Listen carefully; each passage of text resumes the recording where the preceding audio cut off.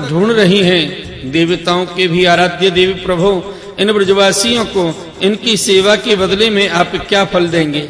संपूर्ण फलों के फल स्वरूप आपसे बढ़कर और कोई फल तो है ही नहीं। यह सोचकर मेरा चित्त मोहित हो रहा है। आप उन्हें अपना स्वरूप भी देकर उर्ण नहीं हो सकते, क्योंकि आपके स्वरूप को तो उस पूतना ने भी अपने संबंधियों अघासुर बकासुर आदि के साथ प्राप्त कर लिया, जिसका केवल वेश ही साध्वी स्त्री का था। पर जो हृदय से महान क्रूर थी, फिर जिन्होंने अपने घर धन स्वजन प्रिय शरीर पुत्र प्राण और मन सब कुछ आपके ही चरणों में समर्पित कर दिया, जिनका सब कुछ आपके ही लिए है, उन ब्रजवासियों को भी वही फल देकर आप कैसे उर्ण हो सकते हैं? सच्चिदानंद स्वरूप श्याम सुंदर तभी तक राग द्वेष आदि दोष चोरों के समान सर्वस्व अपहरण करते रहते हैं, तभी तक घर और उसके संबंधी कैदी की तरह संबंध के बंधनों में बांध रखते हैं, और तभी तक और पैर की बेड़ियों की तरह जकड़े रखता है, जब तक जीव आपका नहीं हो जाता। प्रभु, आप विश्व के बखेड़े से सर्वथा रहित हैं, फिर भी अपने शरणागत भक्तजनों को अनंत आनंद वितरण करने के लिए पृथ्वी में अवतार लेकर विश्व के समान ही लीला विलास का विस्तार करते हैं। हे मेरे स्वामी, बहुत कहने की आवश्यकता नहीं। जो लोग आपकी महिमा जानते हैं वे जानते रहें। मेरे मन वाणी और शरीर तो आपकी महिमा जानने में सर्वथा असमर्थ हैं। हे सच्चिदानंद स्वरूप श्री कृष्ण, आप सबके साक्षी हैं, इसलिए आप सब कुछ जानते हैं। आप समस्त जगत के स्वामी हैं।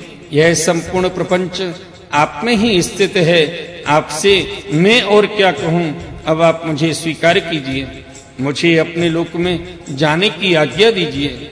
सबके मन प्राण को अपनी रूप माधुर्य से आकर्षित करने वाले श्याम सुंदर आप यदुवंश रूप कमल को विकसित करने वाले सूर्य हैं। हे प्रभु, पृथ्वी देवता ब्राह्मण और पशु रूप समुद्र की अभिवृद्धि करने वाले चंद्रमा भी आप ही हैं। आप पाखंडियों के धर्म रूप रात्रि का घोर अंधकार नष्ट करने के लिए सूर्य और चंद्रमा दोनों ही समान हैं। पृथ्वी पर रहने वाले राक्षसों के नष्ट करने वाले आप चंद्रमा, सूर्य आदि समस्त देवताओं के भी परम पूजनीय हैं। हे भगवान, मैं अपने जीवन भर महाकल्प पर्यंत आपको नमस्कार करता हूँ।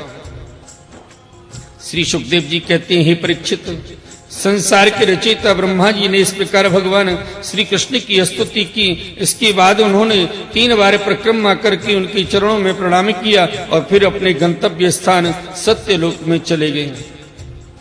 ब्रह्मा जी ने बछड़ों और ग्वाल वालों को पहले ही यथा स्थान पहुंचा दिया था। भगवान श्री कृष्ण ने ब्रह्मा जी को विदा कर दिया और बछड़ों को लेकर यमुना जी की पुलिन पर आए, जहां वे अपने सखा ग्वाल वालों को पहले छोड़ गए थे। हे परीक्षित, अपने जीवन सर्वस्व प्राण वल्लभ श्री कृष्ण के वियोग में यद्यपि 1 वर्ष बीत गया, तथापि उन ग्वाल वालों को वह समय आदि क्षण के समान जान पड़ा। क्यों न हो, वे भगवान की विश्वमोहिनी योग माया से मोहित हो गए थे। जगत के सभी जीव उसी माया से मोहित होकर शास्त्र और आचार्यों के बार-बार समझाने पर भी अपनी आत्मा को निरंतर भूले हुए हैं। वास्तव में उस माया की ऐसी ही शक्ति है, भला उससे मोहित होकर जीव यहाँ क्या क्या नहीं भूल जाते हैं। परीक्षित, भगवान श्री कृष्ण को देखते ही ग्वाल वालों ने बड़ी उतावली से कहा, भाई तुम भले आए, स्वागत है, स्वागत है। स्वागतम कृष्ण प्रभु, स्वागतम कृष्ण, स्वागतम कृष्ण, सुस्वागतम कृष्ण। सभी ग्वाल भाई यही बोले, भाई तुम भले आए, स्वागत है, स्वागत है, स्वागत है। अभी तो हमने तुम्हारे बिना एक कौर भी नहीं खाया। आओ, इधर आओ, आनंद से भोजन करो।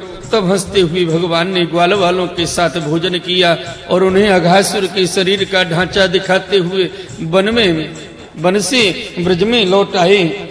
भगवान श्री कृष्ण के सिर पर मोर पंख का मनोहर मुकुट और घुंघराले बालों में सुंदर सुंदर महम महम महकते हुए पुष्प गुथ रहे थे। नई नई रंगीन धातुओं से श्याम शरीर पर चित्रकारी की हुई थी।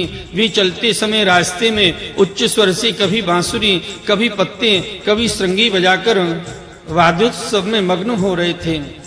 पीछे पीछे ग्वालवाल उनकी लोक पावन कीर्ति का गान करते जा रहे थे। कभी वे नाम ले लेकर अपने बछड़ों को पुकारते तो कभी उनके साथ लाड़ लड़ाते लगते। मार्ग के दोनों ओर गोपियां खड़ी हैं। जब वे कभी तिरछे नेत्रों से उनकी नजर में नजर मिला देते तब गोपियां आनंद मुक्त हो जाती। इस प्रकार भगवान श्री कृष्ण ने गोष्ठ में प्रवेश किया। हे परीक्षित, उसी दिन ग्वाल वालों ने ब्रज में जाकर कहा कि आज यशोदा मैया के लाड़ले नंद नंदन ने वन में एक बड़ा भारी अजगर मार डाला है और उससे हम लोगों की रक्षा की है। राजा परीक्षित ने कहा, ब्राह्मण, ब्रजवासियों के लिए श्री कृष्ण अपने पुत्र नहीं थे, दूसरे के पुत्र थे, फिर उनका श्री कृष्ण के प्रति इतना प्रेम कैसे हुआ? ऐसा प्रेम तो उनका अपने बालकों पर भी पहले कभी नहीं हुआ था। आप कृपा करके बतलाइए इसका क्या कारण है? श्री सुखदेव जी कहते हैं, राजन, संसार के सभी प्राणी अपनी आत्मा से ही सबसे बढ़कर प्रेम करते हैं। पुत्र से, धन से या और किसी से जो प्रेम होता है वह तो इसलिए कि वे वस्तुएं अपनी आत्मा को प्रिय लगती हैं। हे राजेंद्र, यही कारण है कि सभी प्राणियों का अपने आत्मा के प्रति जैसा प्रेम होता है वैसा अपने कहलाने वाले पुत्र, धन और ग्रह आदि में नहीं होता। नृपश्रेष्ठ, जो लोग देह को ही आत्मा मानते हैं वे भी अपने शरीर से जितना प्रेम करते हैं उतना प्रेम शरीर के संबंधी पुत्र, मित्र आदि से नहीं करते।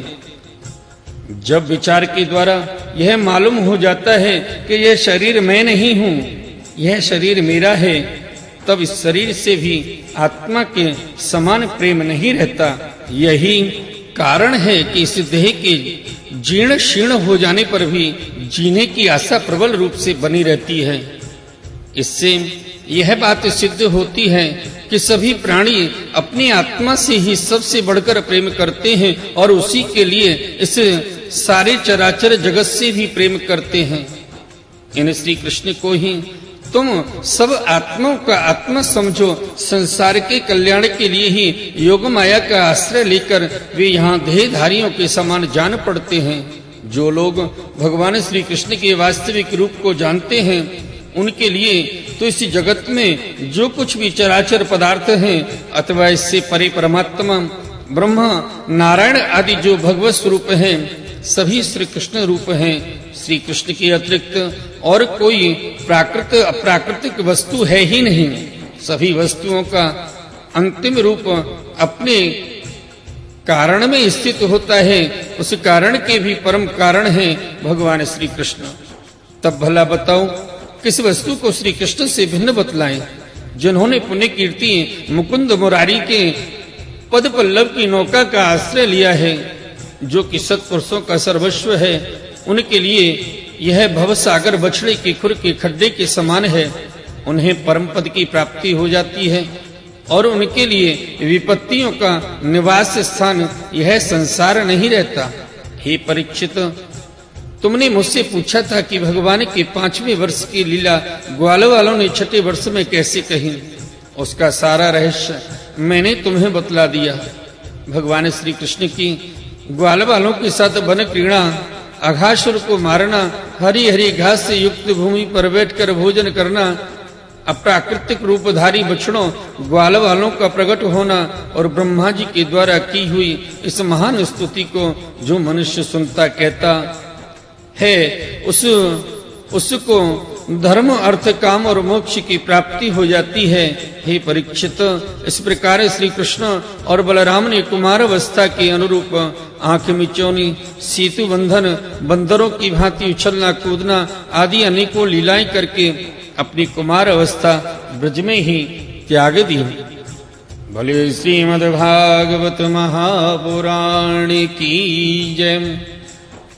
आइए भक्त वृंदो, श्रीमद्भागवत महापुराण के 10वें स्कंद में 15वें अध्याय धेनुकासुर का उद्धार और ग्वाल वालों को कालिय नाग के विष से बचाने का प्रसंग श्रवण करते हैं।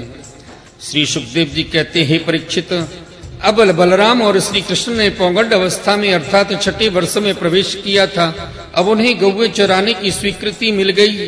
वे अपने सखा ग्वाल वालों के साथ गौवे चराते हुए वृंदावन में जाते और अपने चरणों से वृंदावन को अत्यंत पावन करते।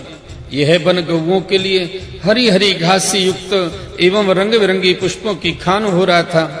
आगे आगे गौवें, उनके पीछे पीछे बांसुरी बजाते हुए श्याम सुंदर, तदंतर बलराम और फिर श्री कृष्ण के यश का गान करते हुए ग्वालवाल इस प्रकार विहार करने के लिए उन्होंने उस वन में प्रवेश किया। उस वन में